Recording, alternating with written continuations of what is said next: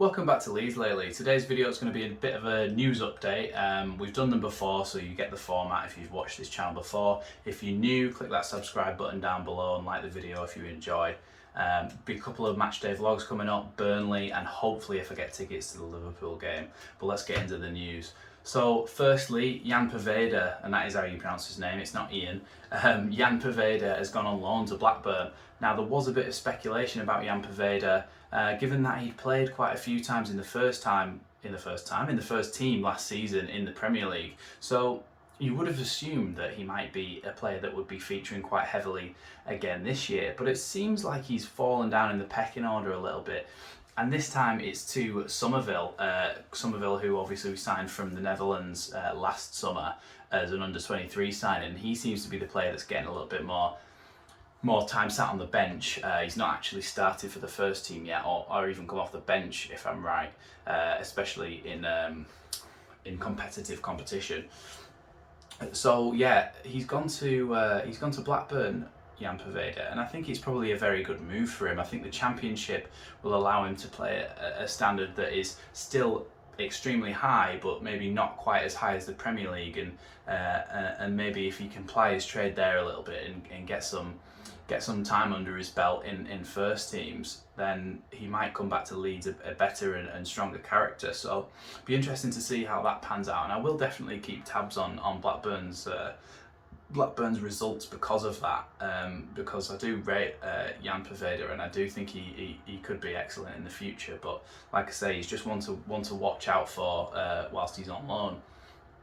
Adam Forshaw, currently it's half time in the Leeds Crew game. I don't know obviously how that's going to pan out, so you'll see by the time this video goes out. But Adam Forshaw has been playing in that game, and I think Leeds made a mistake on the audio, because it was supposed to be audio only, but there was a video for about the first 15 minutes of the match, which I did catch hold of a little bit, and Forshaw looks sharp. I mean, I was expecting him to look a little bit off it, a little bit off the pace, a little bit sluggish, but he does look sharp. So hopefully he gets a bit more time in the under-23s, and then he gets his chance to start coming back into the first team, because he is a ready-made not replacement, but backup for Calvin Phillips.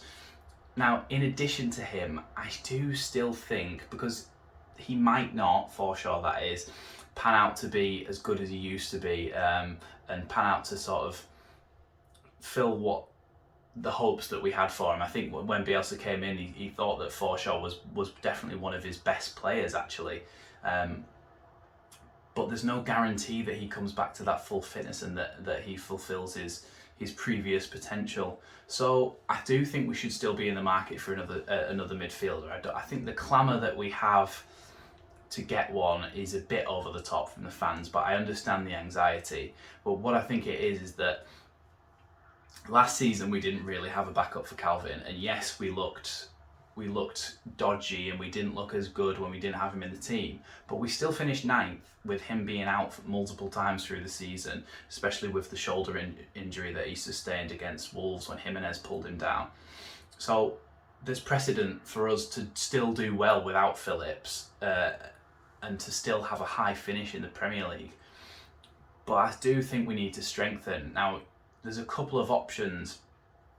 One is Lewis O'Brien, which, according to Phil Hay, Huddersfield are asking for between £8 and £10 million for the player, and Leeds are saying that you think he's worth more like £4 or £5 million. Now, at this stage in the transfer window, if you really want to get him, and obviously it goes without saying that it's all relative, but for a Premier League club, £8 million is not a massive outlay, especially if it's not being paid instantly. So it's being paid over a couple of seasons. So honestly, I think he can play left back as well. So that would be a good backup for Firpo, in which Dallas could stay in that role in midfield, in which I think he is better, as good of a utility man as he is.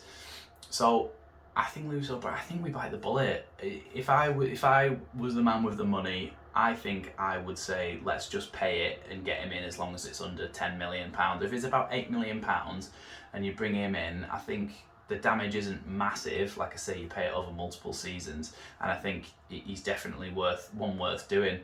The other one that's been touted is obviously Noah Lang, who's more of an attacking player. This one seems to not be wanting to go away. Now, if you've watched the channel before, you'll remember that a few months ago, I did 9 summer transfers that would take Leeds to the next level.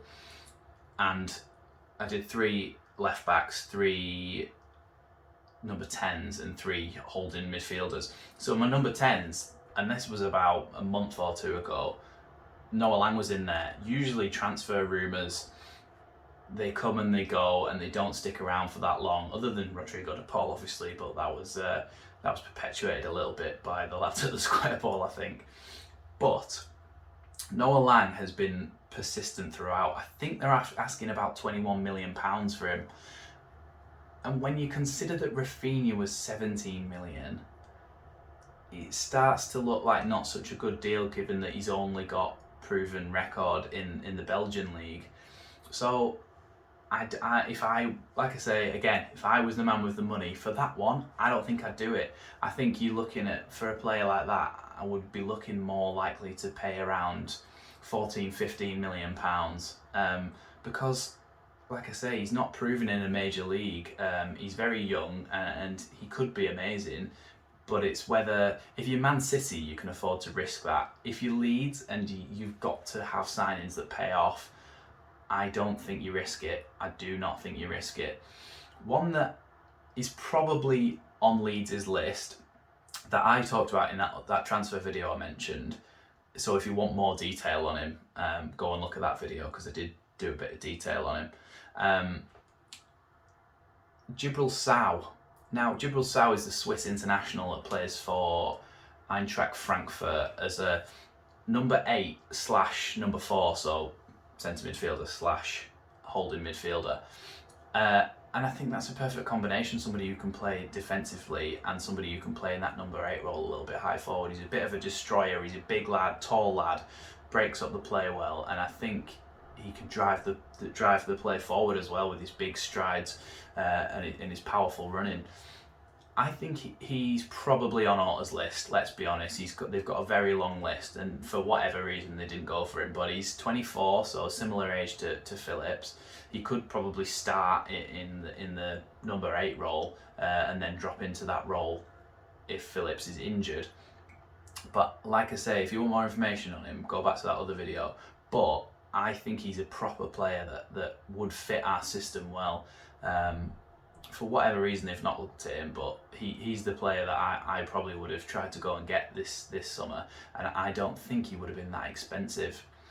So that's it for this little bit of news roundup. Obviously, like I say, the Crew game is going on at the moment, so we'll have to wait and see what comes of that.